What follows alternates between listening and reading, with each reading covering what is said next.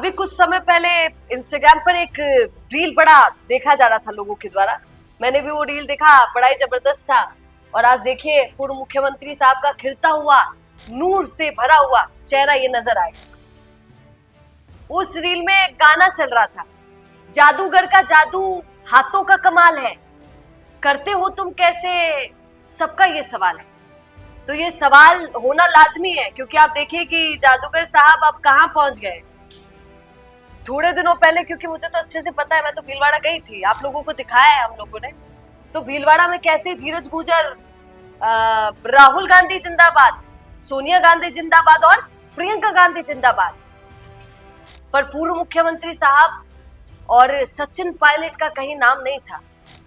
अगर शायद मुझे ऐसा लगता है सबको साथ लेकर चलने का और कांग्रेस को साथ लेकर चलने का अगर किसी से सीख लेना चाहिए तो शायद धीरज गुर्जर से लेना चाहिए। ऐसा क्यों कह रही हूँ, सुनिएगा, कोई तारीफ वाली बात नहीं है।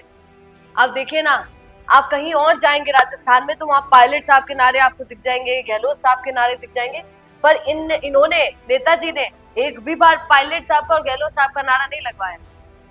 ये डायरेक्ट एआईसीसी के क्योंकि सचिव है, तो इनका डायरेक्ट जुबान पर हमेशा क्या होता है, दिल्ली होता है।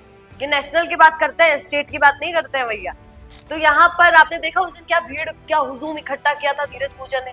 कोटा में हमने देखा, वहां पर भी डोटासरा साहब के साथ और प्रहलाद गुंजल का कार्यक्रम था, उसमें भी धीरज गुर्जर आपको नजर आएंगे भीड़ के साथ। तो यहाँ पर गहलोत साहब पहुंच गए। क्यों पहुंच गए आप समझ सकते हैं।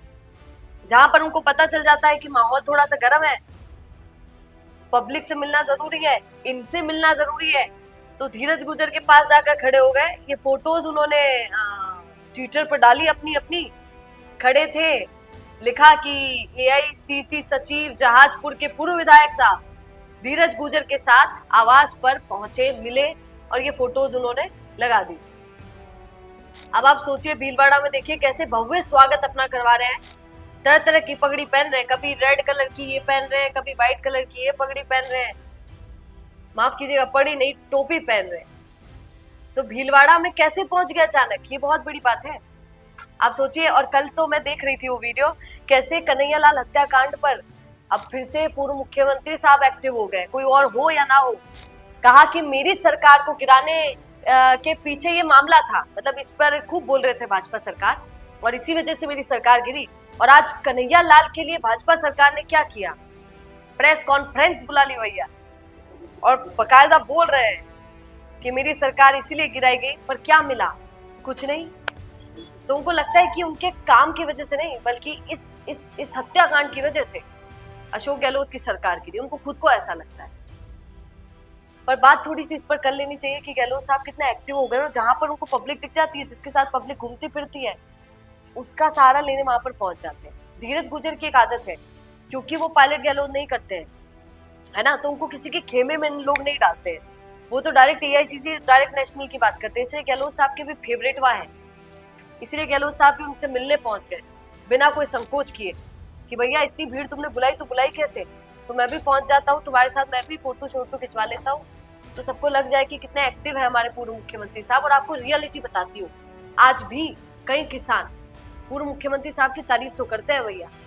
मैंने सुना हुआ है बहुत समय पहले, लगभग आज से 3-4 महीने पहले, जहां मैं रहती थी वहां पर ही मुझे कुछ लड़कियां आई थी, वो जाट समुदाय की थी, कुछ लड़कियां गुर्जर समुदाय की थी। तो वो एक पीजी था, वहां पर लड़कियां रहती थी बहुत सारी।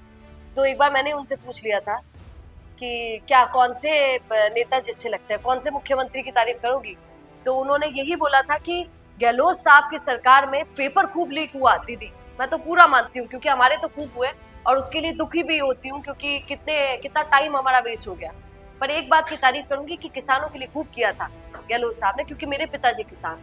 और कल भीलवाड़ा में, मतलब जब हम भीलवाड़ा गए तो वहां पर भी कई लोगों ने बोला कि गहलोत साहब ने किसानों के लिए किया है, और शायद यही सुनकर, वो वीडियोस देखकर गहलोत साहब वहां पर पहुंच गए कि हमारी तो टीआरपी यहाँ पर है। अब दूसरी बात पे थोड़ी सी चर्चा कर लेते हैं कि गहलोत साहब कैसे आ गए वापस। गहलोत इज बैक, हम बोलते थे ना सिकंदर सिकंदर खूब चलाते हैं फोन पर, तो क्यों वो अपने आप को सिकंदर मानते हैं, और क्यों अभी देखिए कितना अपडेट हो गए। एनएसयूआई के लिए लोग कहते हैं कि एनएसयूआई का जब भी नाम आ जाता है तो सचिन पायलट की फोटो सामने आ जाती है भैया। एनएसयूआई मतलब सचिन पायलट। एनएसयूआई के बड़े बड़े जितने भी छात्र नेता हैं वो सबके सब सचिन पायलट के पीछे पीछे भागते हुए नजर आते हैं लोगों को। पर ये देखिए ना आप क्या हुआ गत रात्रि उदयपुर की 21 तारीख का बता रही हूँ, पर बात आज इस पर कर रहे हैं हम कि मोहनलाल सुखाड़िया यूनिवर्सिटी में विभिन्न मांगों को लेकर अनशन पर बैठे एनएसयूआई कार्यकर्ताओं से मुलाकात कर उनकी भूख हड़ताल खत्म की। आपने देखा उस दिन कैसे अचानक पूर्व मुख्यमंत्री अशोक गहलोत पहुंच जाते हैं एनएसयूआई के छात्रों के बीच, कार्यकर्ताओं के बीच, और बच्चे बिल्कुल खुश, छात्र बिल्कुल खुश, हमारे मुख्यमंत्री साहब आ गए, पूर्व मुख्यमंत्री साहब आ गए। तो एनएसयूआई के छात्र भी कितना क्लोज मानते हैं अशोक गहलोत को, ये भी देखने को मिला। तो उन्होंने ये भी दिखा दिया कि गलती से ये मत सोच लेना कि एनएसयूआई के छात्र जो हैं वो गहलोत साहब के साथ नहीं है, ये गहलोत साहब सोच रहे होंगे। इसीलिए तो उन्होंने देखिए किस तरीके की भीड़ दिखाई है।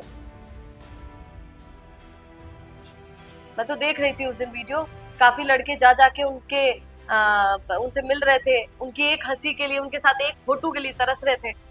तो देखने वाला माहौल था। पर आपने देखा कैसे इतना मतलब हाई लेवल अपडेट और हाई लेवल एक्टिव मोड में आ गए अशोक गहलोत।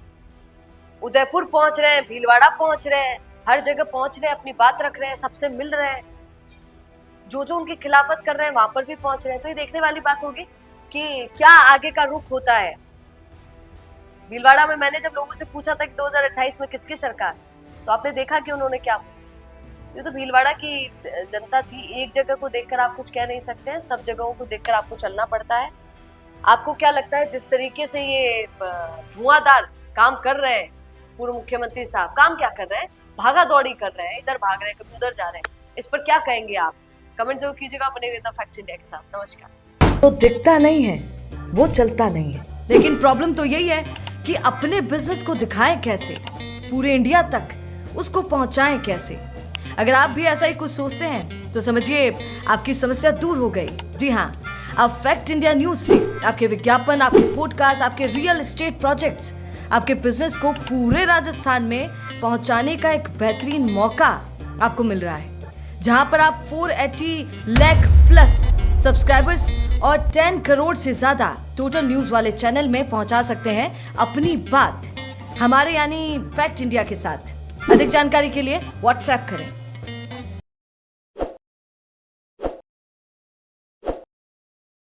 ताज़ा खबरों के लिए विजिट करें द फैक्ट इंडिया की वेबसाइट और डाउनलोड करें द फैक्ट इंडिया ऐप।